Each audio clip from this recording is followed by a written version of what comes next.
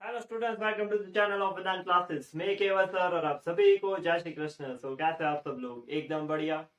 तो आज हम क्लास 10 साइंस का जो चैप्टर 12 है इलेक्ट्रिसिटी, तो उसका लेक्चर नंबर 9 लेके आए हैं। तो आज के इस लेक्चर में काफी इंपॉर्टेंट टॉपिक होने वाला है इस चैप्टर का, जो है ओहम्स लॉ। ठीक है, तो काफी इंपॉर्टेंट टॉपिक है। इसके बेसिस के ऊपर जो करंट इलेक्ट्रिसिटी है वो समझा जाता है।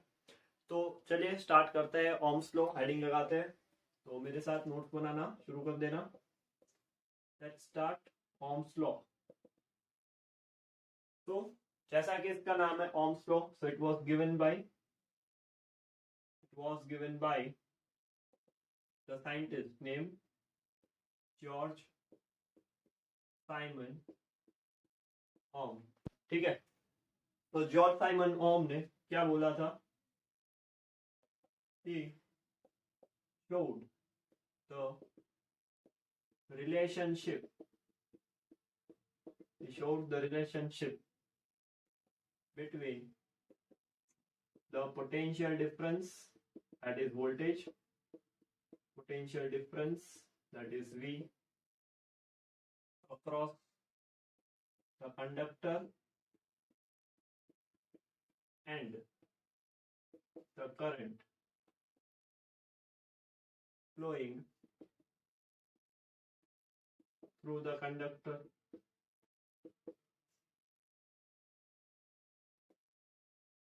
तो ओम ने इन दोनों के बीच का जो रिलेशन है V एंड I, उसके बीच का जो रिलेशन है वो डिफाइन किया था। कि अभी तक जो चैप्टर में हमने पढ़ा है तो उसमें सभी टॉपिक्स है वो डिफरेंट डिफरेंट थे। पहले चार्ज स्टडी किया, फिर उसके बाद चार्ज को फ्लो करवाया तो करंट आया। तो चार्ज को फ्लो करवाने के लिए हमें एनर्जी का डिफरेंस चाहिए, that is called as potential difference. तो पोटेंशियल डिफरेंस हमने स्टडी किया, बट तीनों चीजों को कभी हमने रिलेट नहीं किया। चार्ज तो खैर वैसे भी करंट का फॉर्म ही है, क्योंकि फ्लो ऑफ चार्ज होता है वो करंट होता है, बट करंट और पोटेंशियल को रिलेट सबसे पहले किसने किया था? जॉर्ज साइमन ओम ने। तो वही हम बोलते हैं उसको ओम्स लॉ। ठीक है, तो इसको डेवलप करने के लिए, इस रिलेशन को बनाने के लिए उसने एक एक्सपेरिमेंट परफॉर्म किया था। तो वो एक्सपेरिमेंट हमें यहाँ पे देखना है पूरा। ठीक है, तो लेट्स चेक दैट एक्सपेरिमेंट। तो सबसे पहले सेटअप लिखते हैं। तो सबसे पहली चीज क्या कंसीडर करनी है ओम्स लॉ को समझने के लिए?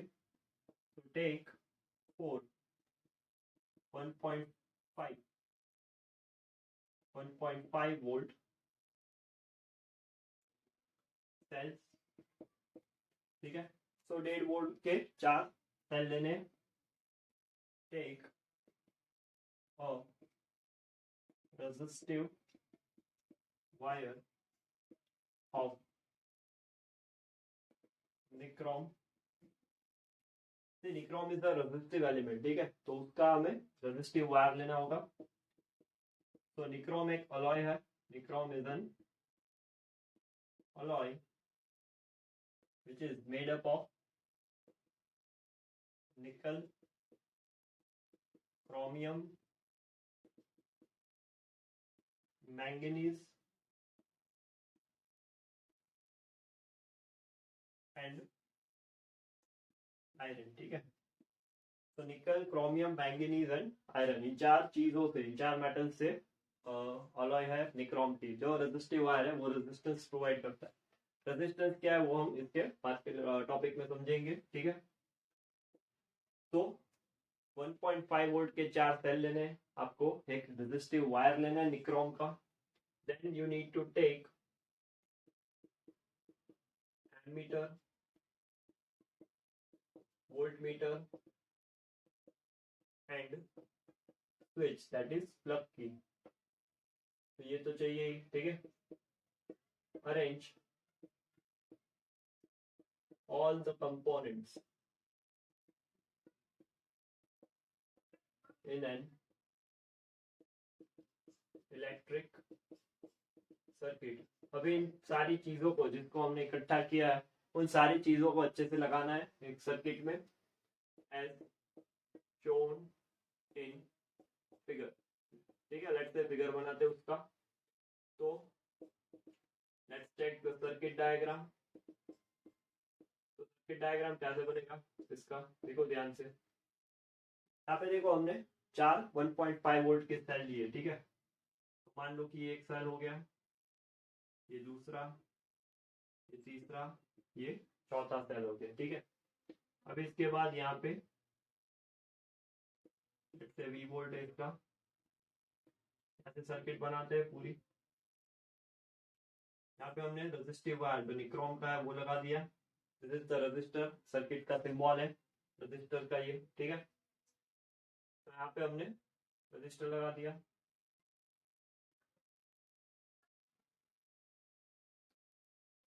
यहाँ पे एक्स पॉइंट है, यहाँ पे लेट्स से वाई पॉइंट है, and this is the resistor R जो निक्रोम का है, ठीक है।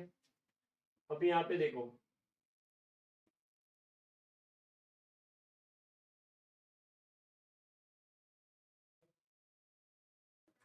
तो यहाँ से हम एक वोल्ट मीटर लगाएंगे जो हमेशा पैरेलल में लगता है, ये पैरेलल है, ठीक है। तो दिस इज प्लस और माइनस, क्योंकि ये plus minus plus minus plus minus plus minus, plus के साथ प्लस रहेगा, माइनस के साथ माइनस रहेगा, ठीक है। यहाँ पे हम प्लग की लगा देते हैं, ओके। यहाँ पे देखो एमीटर लगा देते हैं, यहाँ प्लस के साथ ऊपर प्लस नीचे माइनस, ठीक है। तो ये हो गया सर्किट डायग्राम। अभी देखो हमें चार अलग अलग सेल लिए, तो चारों सेल पहले एक सेल से, फिर दो, फिर तीन और फिर चार, ऐसे चार सेल से हमें ऑब्जर्वेशन को कंसीडर करना है, ठीक है। तो चार सेल से ऑब्जर्वेशन कैसे निकालेंगे, अभी यहाँ पे देखो हम अगर यहाँ से इसको कनेक्ट कर दे वायर को, तो ये एक सेल एक्टिवेट होगा, ठीक है। अगर यहाँ से किया होता तो, ठीक है, मान लो कि अगर यहाँ से किया होता तो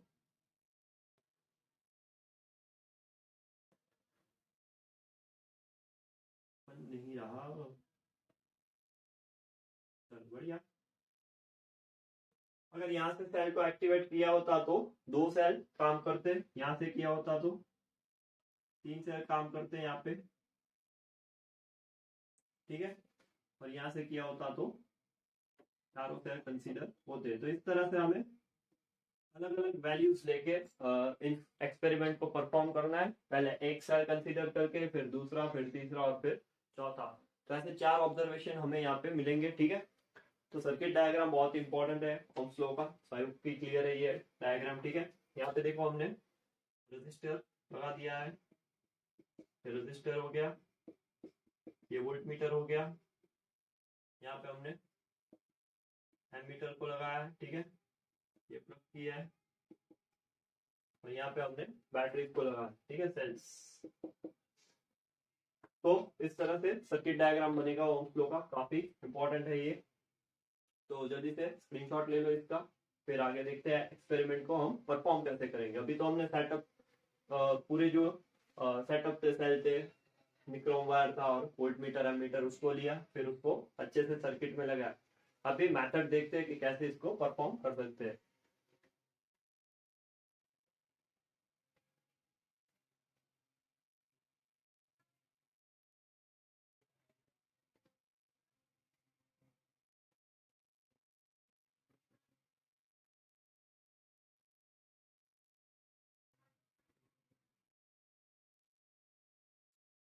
तो चलिए आगे अभी मेथड देखते हैं।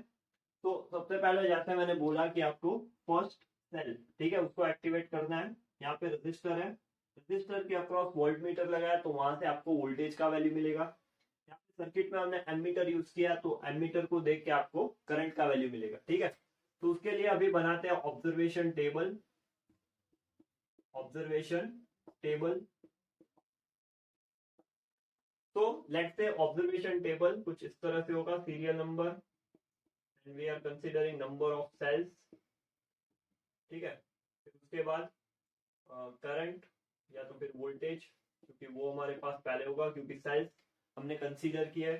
So voltage across the register,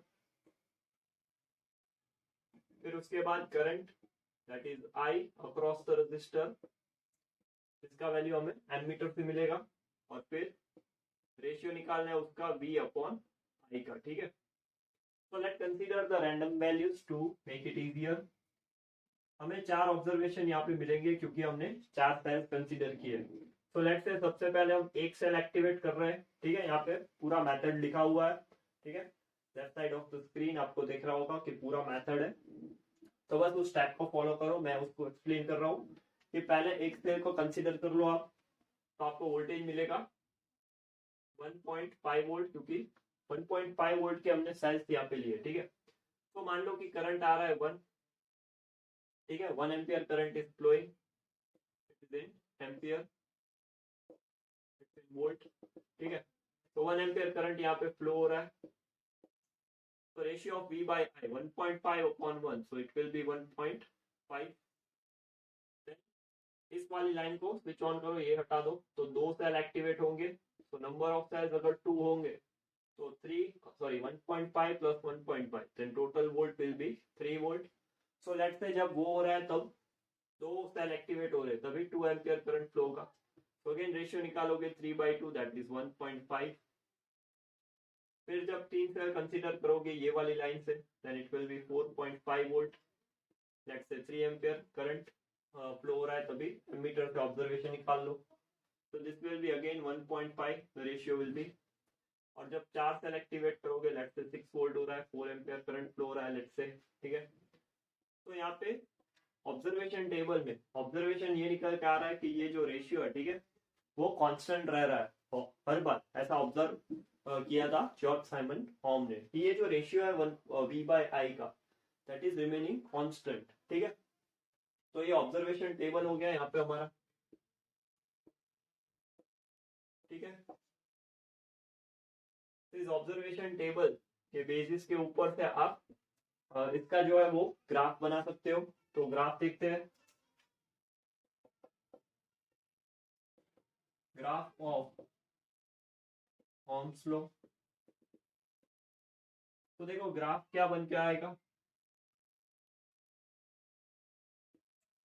graph हम प्लॉट करेंगे V versus I is in ampere, V is in volt, ठीक है।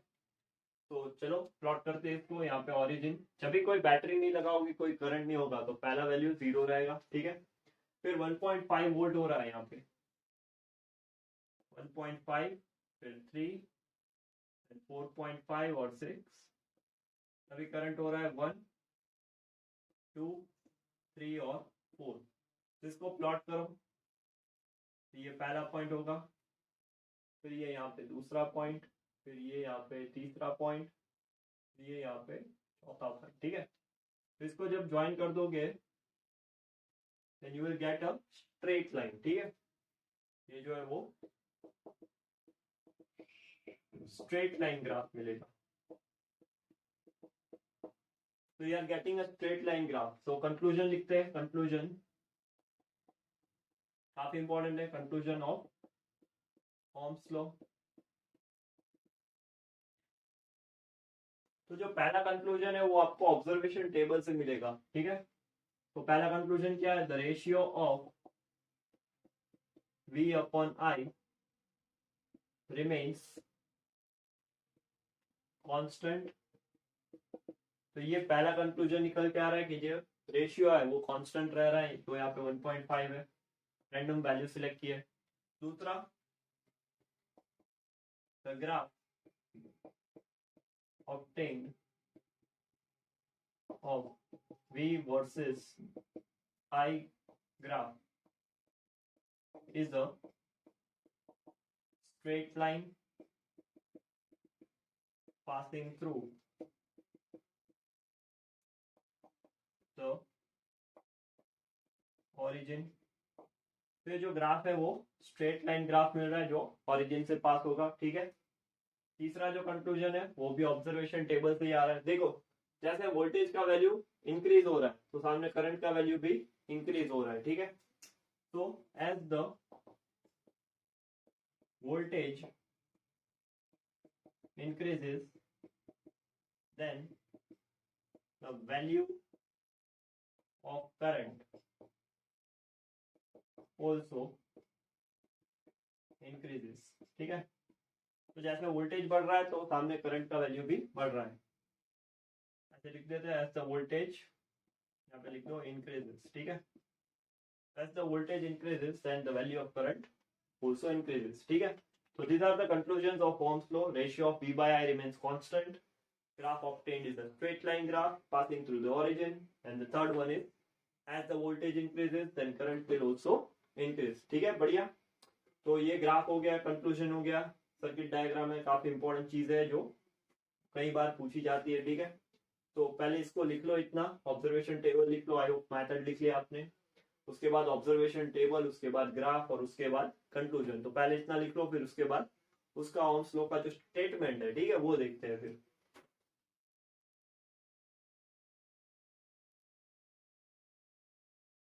तो चलिए अभी स्टेटमेंट लिखते हैं इसका. That is ohms law. तो स्टेटमेंट क्या है? The potential difference, potential difference, that is V, across the ends of a given conductor, or you can say metallic wire. ठीक है, conductor यानी wire. So the potential difference across the ends of a given conductor in an electric circuit is directly proportional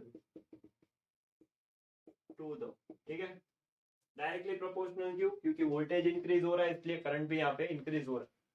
तो directly proportional to the current flowing through the conductor. ये चीज तभी सही होगी provided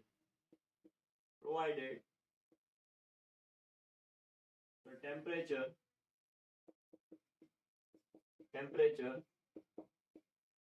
remains the same या फिर constant.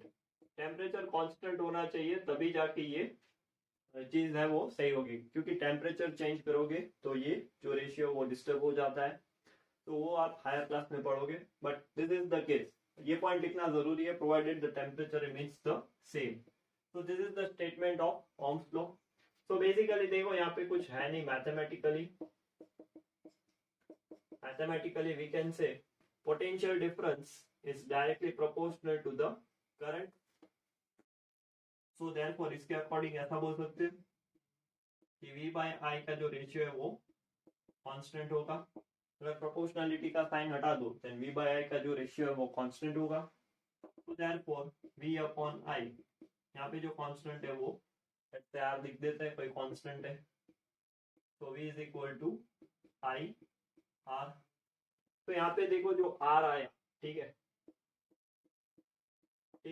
यहाँ पे जो आर आया, पहले तो आर को देख के दिल को करार आया, फिर आर आया. ठीक है, तो आर जो है वो रेजिस्टेंस है, ठीक है, जिसके लिए हमने ओम्स लॉ डिफाइन किया यहाँ पे. तो वो जो कांस्टेंट है रेजिस्टेंस, क्योंकि हमने सर्किट में भी रेजिस्टेंस देगा तो तभी हमें पता नहीं था कि ये वैल्यू कौन सा है. सो ये जो रेशियो है, देखो ratio of V by I that remains constant. तो ये जो कांस्टेंट है वो क्या है? That is R. ठीक है, वो R. So when R is proportionality constant, तो when R is proportionality constant, तो ये जो कांस्टेंट है R is known as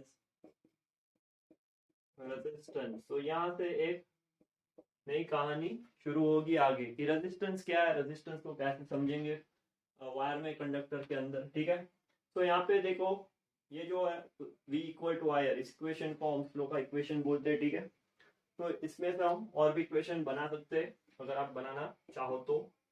I will be equal to V by R and that ratio V by I, that remaining constant is R, that is V upon I. ठीक है, तो ये है Ohm's law. So I hope कि Ohm's law पूरा detail में बताया आपको. ठीक है, सो आई होप कि ओम्स लॉ क्या है, कैसे उसको समझते हैं, उसका ग्राफ क्या है, कंक्लूजन्स क्या है, लॉ क्या है, स्टेटमेंट, तो सारी बातें वो मैंने आपको इस लेक्चर में बता दी. तो पहले इसको लिख लो.